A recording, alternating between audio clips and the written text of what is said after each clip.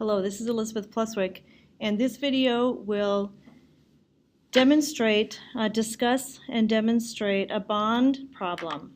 We haven't talked about bonds yet, but a bond is basically an individual who's willing to buy the bond and give money to an organization, a company, or a government in order to receive interest checks and then their principal amount, the face value of the bond, back at some term in the future.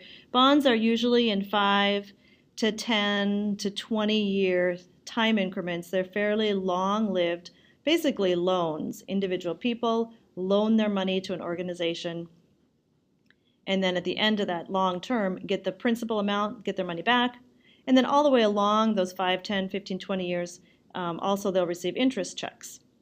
So let's go through an example and then talk through the strategy of solving, because you already do know how to solve these bond questions. You may just not be familiar with what bonds are and how they work.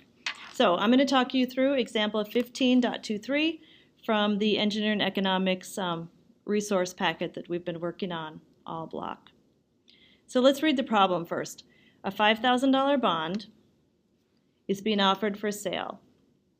Okay, this is the face value of the bond. It's printed right on the bond certificate, $5,000. This bond has a stated interest rate of 7% paid annually. So anyone who buys this bond is going to receive interest checks from the organization that they bought the bond from at a rate of 7% times the face value of $5,000.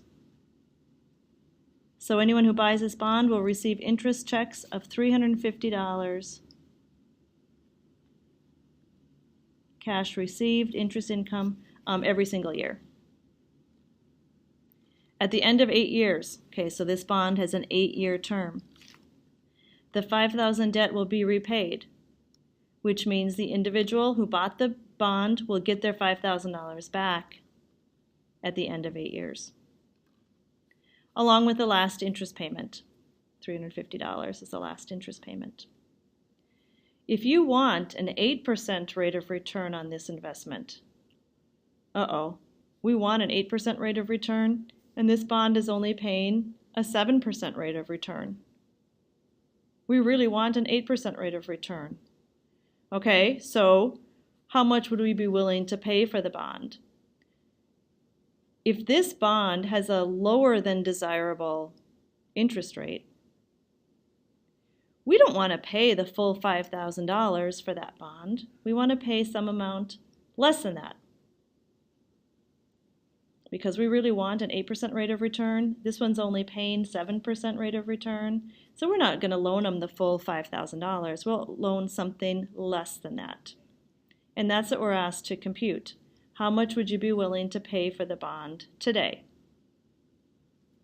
Okay, the solution is here, but I want to step you through it a little bit more clearly, step by step, using the same strategy that we have used to solve other engineering economics problems.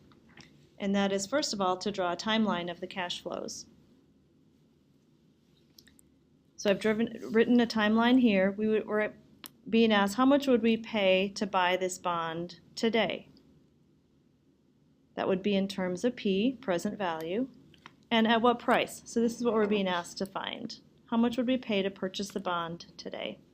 We know it's going to be something less than $5,000 face value, because this isn't the best rate of return. Well, we want 8%. It's only going to pay 7%. So the stated interest rate, also known as the contract rate, is what determines the cash interest that you'll receive, that the bond owner will receive.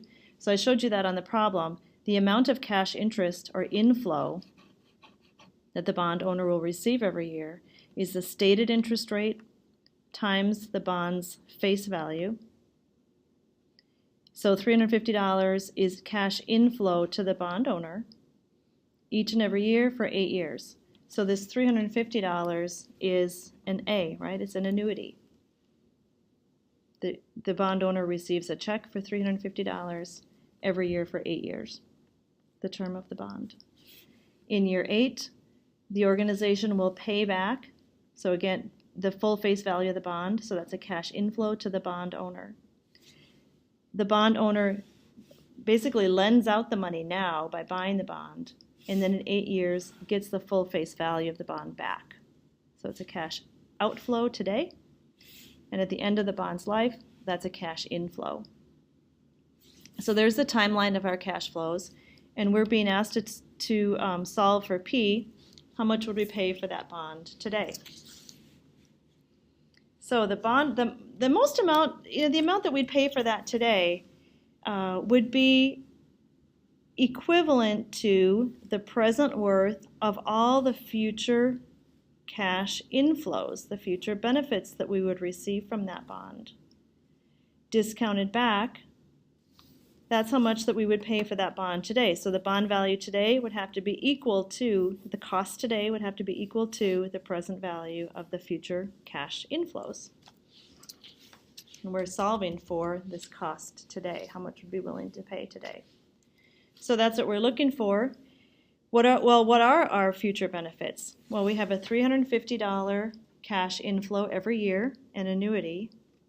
So $350 annuity, we want to turn it into P, so find P given A, 8% in 8 years. Now why is it 8%? Because this bond is paying 7%.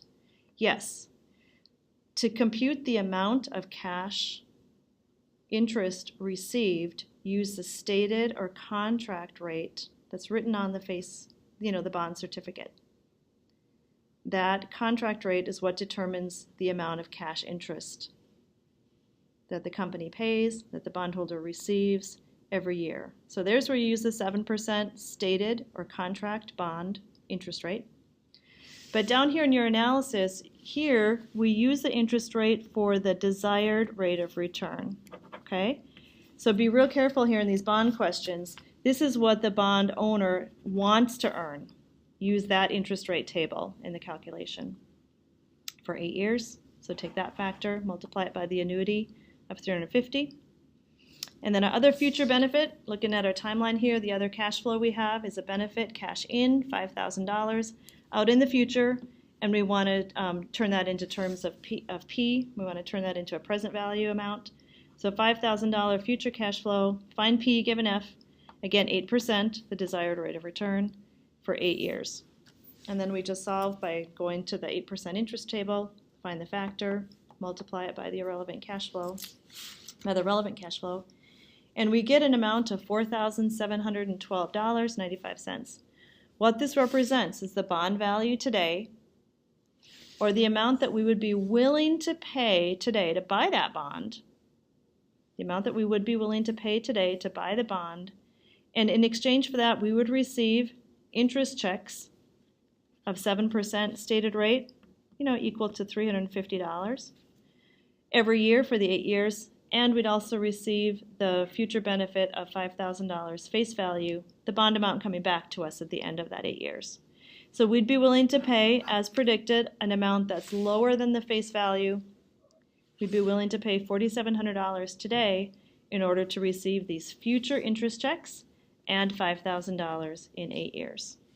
And that's a little bit about bonds and a way to solve them given the functional notation that we already know that's very similar to other engineering economics problems.